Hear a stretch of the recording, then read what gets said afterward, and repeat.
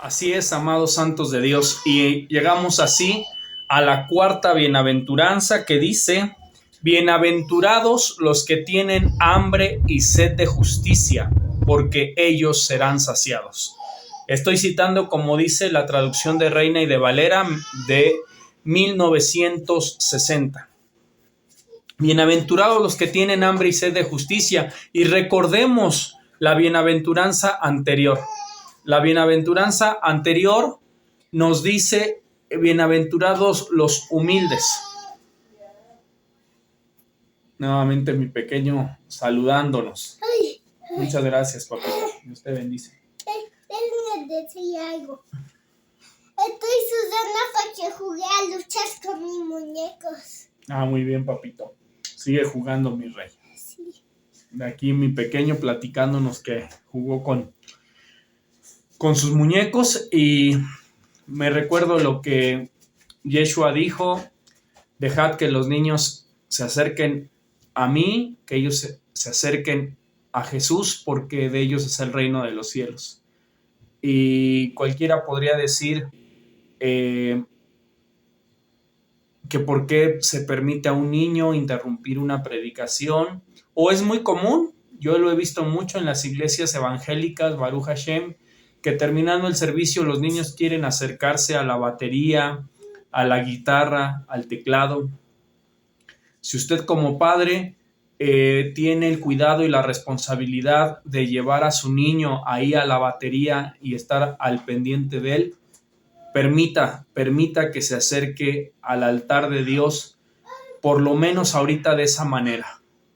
Provoquemos que nuestros hijos se enamoren de Dios, se enamoren del ministerio, y no hagamos lo contrario. No provoquemos que nuestros hijos se alejen del Señor. Barminai, el Señor no lo permita. Esforcémonos porque nuestros hijos se enamoren del Evangelio. Entonces la cuarta bienaventuranza es: bienaventurados los que tienen hambre y sed de justicia, porque ellos serán consolados. Aquí es válido preguntar a Dios, no cuestionar, preguntarle a Dios con humildad: ¿por qué esta persona, Señor, que se comporta de esta manera, tiene estas posesiones? ¿Por qué parece que le va bien? ¿Por qué tiene un negocio, Señor, y prospera y ni siquiera se acuerda de ti? Es válido, y eso es precisamente lo que Yeshua le llama hambre y sed de justicia. Muchos de nosotros nos hemos preguntado en algún momento: Señor, pero esta persona ni siquiera te busca, o esta persona, Señor, ni siquiera se acuerda de bendecir sus alimentos cuando se sienta a comer. ¿Y por qué van tan prósperos sus negocios? ¿Por qué tiene tal suma de dinero? ¿Por qué tiene tal cantidad de propiedades? Es bueno tener hambre y sed de justicia. Y no solamente nosotros lo hemos experimentado. Yeshua lo experimentó, nuestro Adón y Señor Jesucristo. También lo experimentó el propio David Amelech, o rey David. Remítase a leer el Salmo 37, el Salmo 73, el Salmo 74. David decía: Señor, casi envidio los caminos del impío, casi envidio los caminos del malo, casi envidio, Señor, casi anhelo los caminos de los que no te aman. Pero el Señor le dice: David, mira su camino, mira el final de ellos, su camino es camino de perdición. Y así es. Con independencia de la cantidad de dinero, del total de bienes, de la cantidad de propiedades que tenga una persona, si esta persona no rinde su vida a Yeshua, nuestro Adón y Salvador, y si esta persona no reconoce su necesidad de Dios en su vida, irremediablemente estará destinada a una eternidad sin Dios en el lago que arde con fuego y azufre. Pero esto es cuando nosotros tenemos hambre y sed de justicia. Se da cuenta cómo las bienaventuranzas son pasitos, son escalones, son niveles en una vida de agrado a Dios? En la vida ocurren muchas injusticias, razón por la cual incluso hoy cualquier cantidad de personas se sienten enojados y frustrados. Podríamos hablar incluso de ciertos niveles de depresión entre los hijos de Dios a causa de ello. ¿Sí? Hoy el enojo, hoy la injusticia social ha provocado que mucha gente incluso eventualmente se aleje de Dios. Y como ya lo dije, si echamos un ojo al libro de los Salmos, podemos ver al mismo David Amelec diciendo: Señor, ¿por qué ocurre esto? Señor, ¿por qué permites que los malvados prosperen? Pero como ya lo cité, el Eterno le dice a David: su camino es camino de perdición. Su camino es camino de perdición. Y el problema no es en sí mismo las riquezas.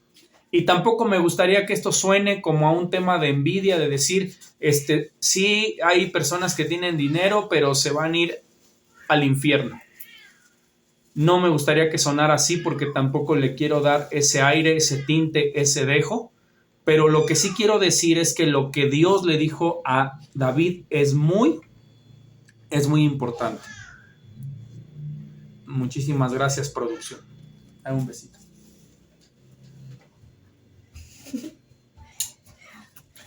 Aquí anda mi esposa amada, siempre revisando los detalles técnicos, así como mis dos pequeños, Eliel y Ezequiel. Entonces, esto es lo que el Eterno le dice a David: no anheles, no envidies el camino de los malos, aunque tengan muchas propiedades, aunque posean muchas riquezas, su camino es camino de perdición. Y ya dijimos que el problema no son per se, no son por sí mismas las riquezas, el problema es el amor al dinero, como Pablo le dijo a Timoteo. Entonces, esta es la expresión de bienaventurados los que tienen hambre y sed de justicia. Y de ahí vamos a la siguiente bienaventuranza, que sería la número 5. Bienaventurados los misericordiosos, porque ellos alcanzarán misericordia. Entonces ya vimos que la pobreza en espíritu es reconocer mi propia condición, mi propia limitación y mi propia necesidad delante del Eterno. Todas las personas, invariablemente y sin ninguna excepción, todas las personas que tuvieron un encuentro con Hashem, todas reconocieron o terminaron reconociendo su condición delante de Dios. ¿Qué dijo Isaías allá en Isaías 6 cuando tuvo una visión delante del Eterno? Ay de mí, que siendo un hombre de labios inmundos y de un pueblo inmundo, mis ojos están viendo a Dios. ¿Qué dijo Job después de largos diálogos interminables consigo mismo y con sus amigos, Elifaz temanita entre ellos? Diálogos bastante profundos, diría yo. El libro de Job no es para principiantes. El libro de Job es una joya literaria, teológica y bíblica que está en las Sagradas Escrituras. ¿Qué terminó diciendo Job? Señor, yo de oídas te había oído, mas ahora mis ojos te ven.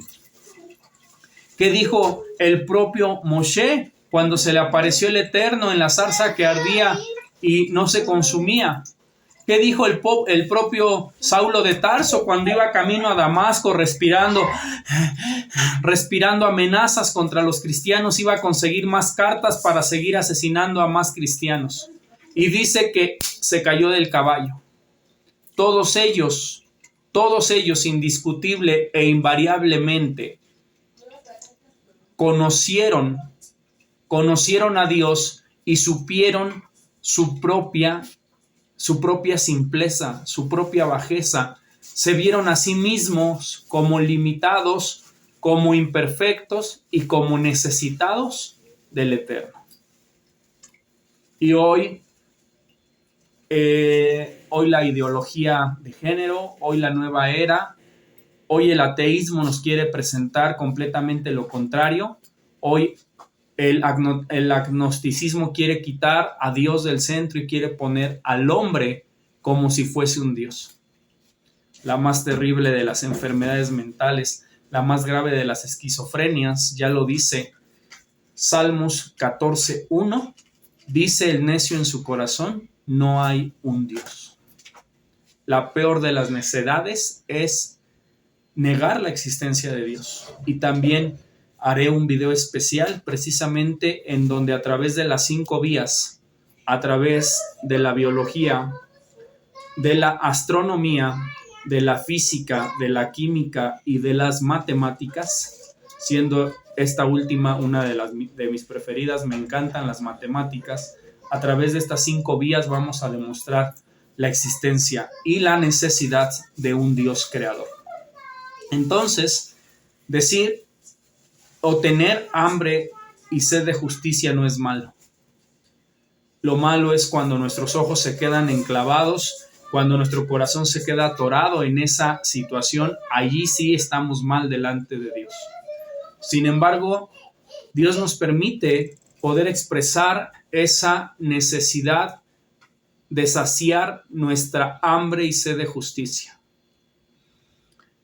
Y estamos hablando ahora de bienaventurados los misericordiosos. Una persona que ya reconoció su condición delante de Dios, que ha llorado por esa segunda bienaventuranza, que ha llorado por esa situación, tercera bienaventuranza, que ha sido humilde en reconocer su espíritu, su entorno, cuarta bienaventuranza, que ha tenido hambre y sed de justicia. Esa persona ahora está en condiciones de ser misericordioso. Y la promesa es que los misericordiosos alcanzarán misericordia. Dios nos invita a tener misericordia, pero ¿cómo podemos tener misericordia cuando nos hemos sentido humillados, menospreciados, vejados por la gente que tenemos en nuestro alrededor? Aquí hace falta también el hecho de meditar en nuestras propias fallas y errores, toda vez que las transgresiones que hemos cometido van a dar lugar a circunstancias por parte de Dios.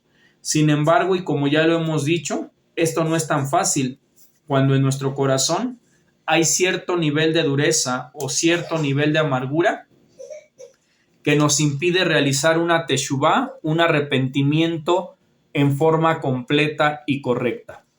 Por lo que es necesario seguir trabajando fuertemente con el agradecimiento e incluso con el perdón. ¿Qué dice el diccionario Porrúa de la lengua española acerca de la palabra misericordia?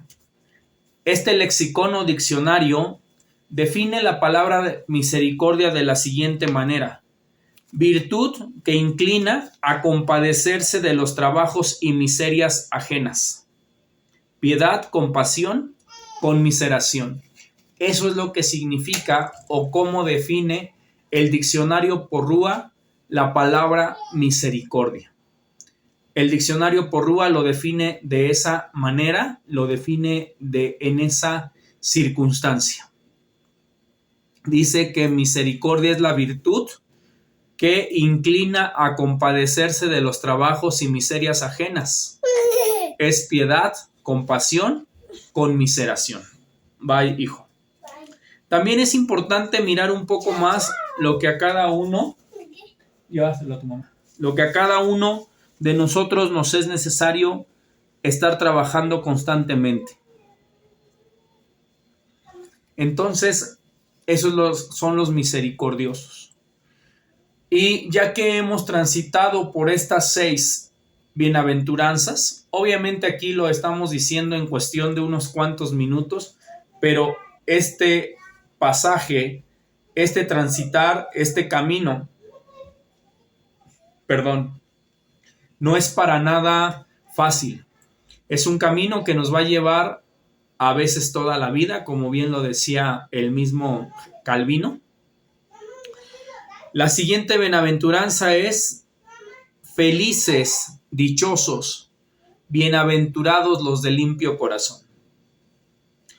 Esta 6ª bienaventuranza representa un nivel muy importante de avance, Un corazón limpio es aquel que no anhela más allá de sus circunstancias, en el sentido de no pretender hipócritamente una vida que no se tiene.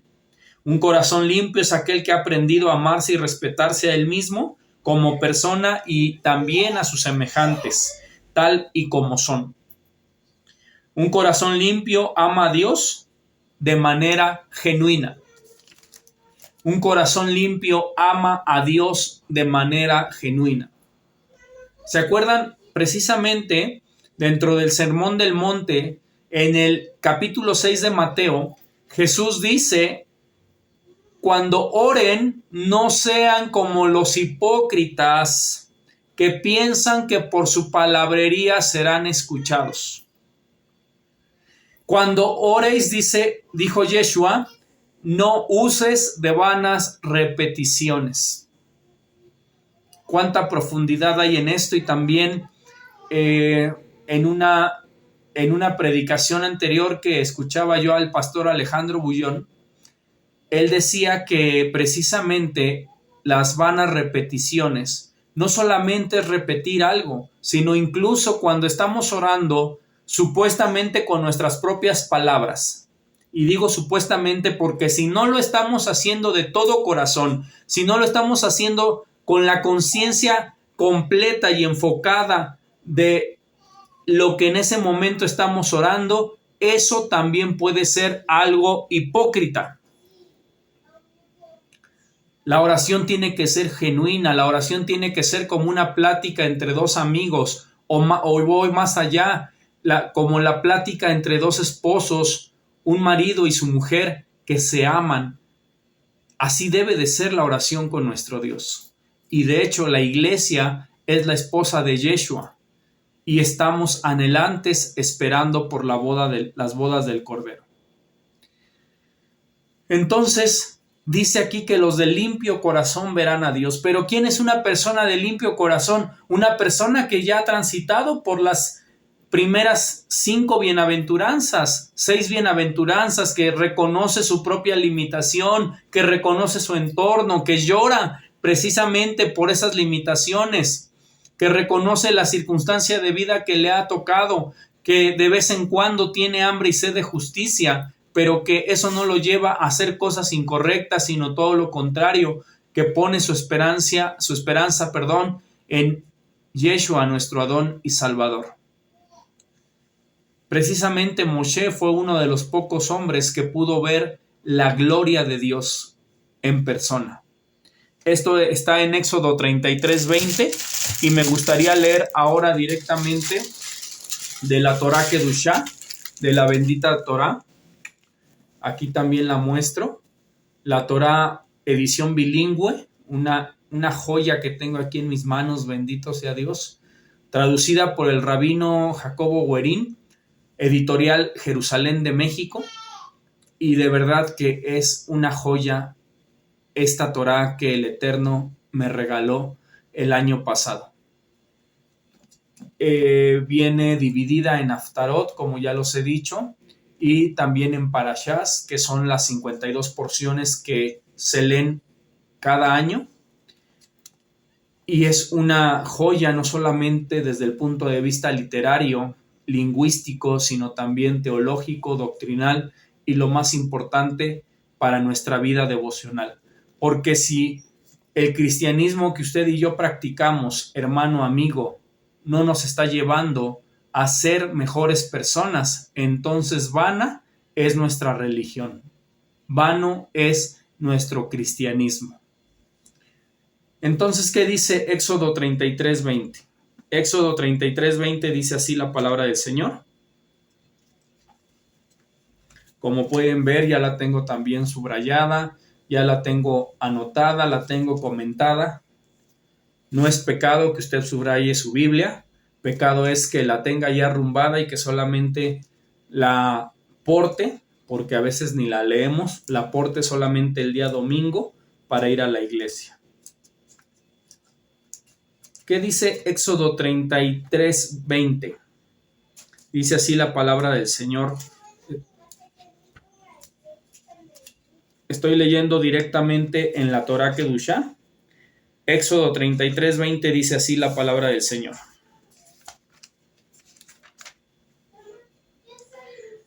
Dijo el Eterno además: no podrás ver mi rostro, Moshe, porque no me verá una persona y vivirá. Dijo además: he aquí un lugar conmigo, y te pararás junto a la peña, y será que cuando pase mi gloria te colocaré en la hendidura de la peña, y te protegeré con mi palma hasta que yo pase y retiraré mi palma. Entonces verás mi espalda, pero mi rostro no se verá. ¿Qué dice el comentario? Dice, por ejemplo, te protegeré. Dice, Moshe recibiría una influencia espiritual en lo máximo que puede alcanzar un ser vivo. Ver la gloria de Dios es lo máximo que una persona puede anhelar, puede alcanzar. Muy pocos, lo voy a decir de otra manera, muy pocos pueden ver la gloria de Dios y vivir para contarlo. Moshe fue uno de estos pocos hombres que lo logró. Y aquí dice que bienaventurados los de limpio corazón, porque ellos verán a Dios. Pero para tener un limpio corazón hay que hacer un trabajo. Hay que hacer un trabajo muy, muy constante y de forma muy comprometida. Siguiente bienaventuranza dice: bienaventurados los pacificadores, y la promesa es que ellos serán llamados hijos de Dios. Para poder emanar o emitir paz hacia los demás, hacia nuestro entorno, resulta indispensable primeramente tener paz en nuestro propio corazón y estar en paz con nosotros mismos. Tener un limpio corazón. Una persona que es genuina, una persona que tiene un limpio corazón, es una persona que irradia una paz muy bonita, que se ve, que se percibe, que se siente.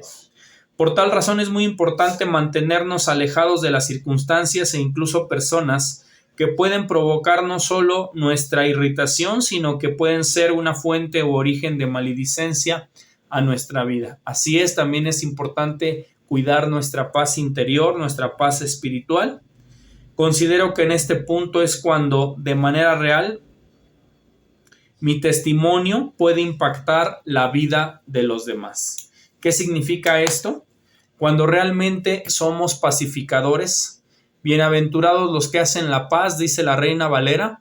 Cuando somos pacificadores realmente, eso es un testimonio que va a impactar la vida de las personas, que va a impactar la vida de la gente.